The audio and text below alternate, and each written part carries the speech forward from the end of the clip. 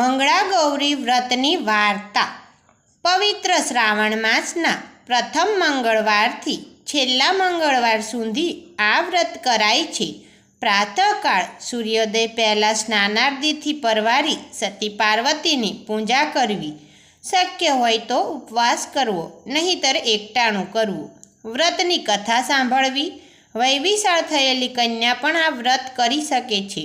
સોહાગણ સ્ત્રીઓ પતિના દીર્ઘાયુષ્યમાન, સુખ સમૃદ્ધિ તેમજ સંતાન પ્રાપ્તિ માટે વ્રત કરે છે. વાર્તા. મંછાવતી નામે એક નગરીમાં દલીચંદ નામે એક દાની વણિક રહેતો હતો.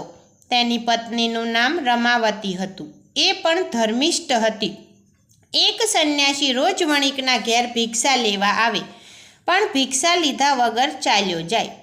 એક દિવસ દલીચંદે સંન્યાસીની જોડીમાં 2 સોના મહોર નાખી. તેથી સંન્યાસી બોલ્યો, તમે વાંઝિયા છો. વાંઝિયા પાસેથી ભિક્ષા લેનાર મહાપાપી ગણાય.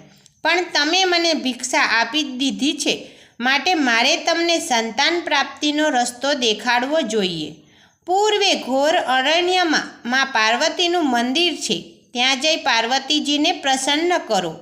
વણિક તો પૂર્વ દિશામાં આવેલા ઘોર જંગલમાં ગયો અને પાર્વતીજીને પ્રસન્ન કરી પુત્ર માગ્યો.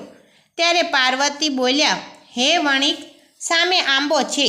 એ આંબાની કેરી તારી પત્નીને ખવડાવજે, તેથી એ પુત્રની માતા બનશે. વાણિયાએ કેરી પાડવા પથ્થર ફેંકવા માંડ્યા, પરંતુ એ પથ્થર આંબા નીચે બિરાજેલા ગણપતિ પર પડતા હતા. આખરે કેરી પડી. વણિક એ લઈને ચાલવા માંડ્યો. ત્યારે ગણપતિએ શ્રાપ દીધો, હે મૂર્ખ, તારા સ્વાર્થ માટે પથ્થરનો માર મેં ખાધો છે. જા, તારો પુત્ર 21મા વર્ષે મૃત્યુ પામશે.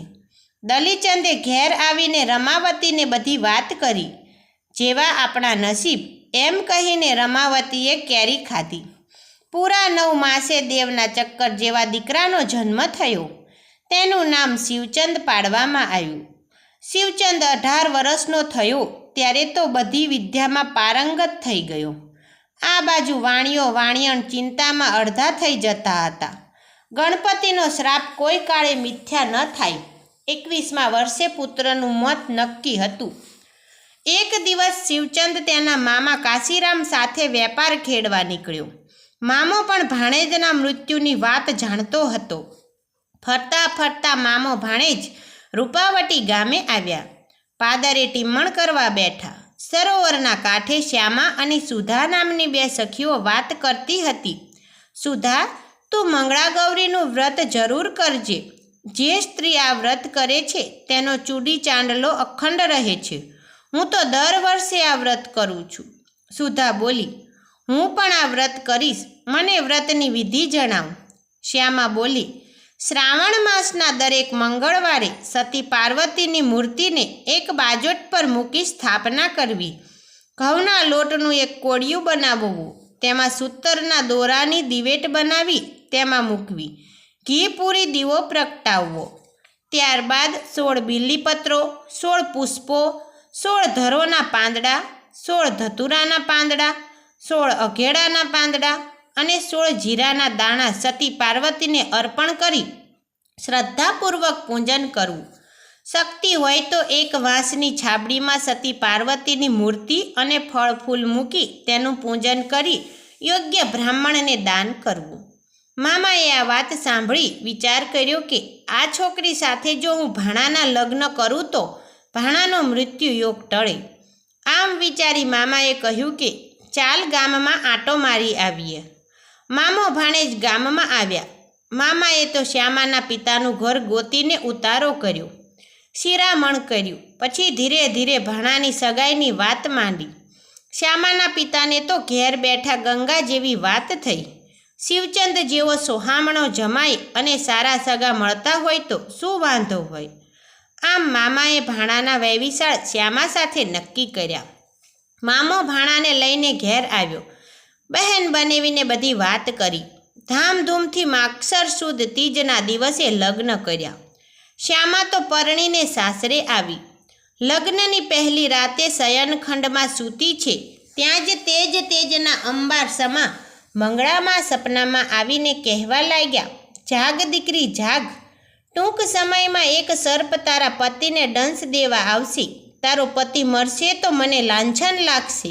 માટે સવામણ દૂધ ભરેલા માટલામાં 1.25 શેર સાકર નાખી એ માટલું તારા પતિના ઢોળિયા પાસે મૂકજે.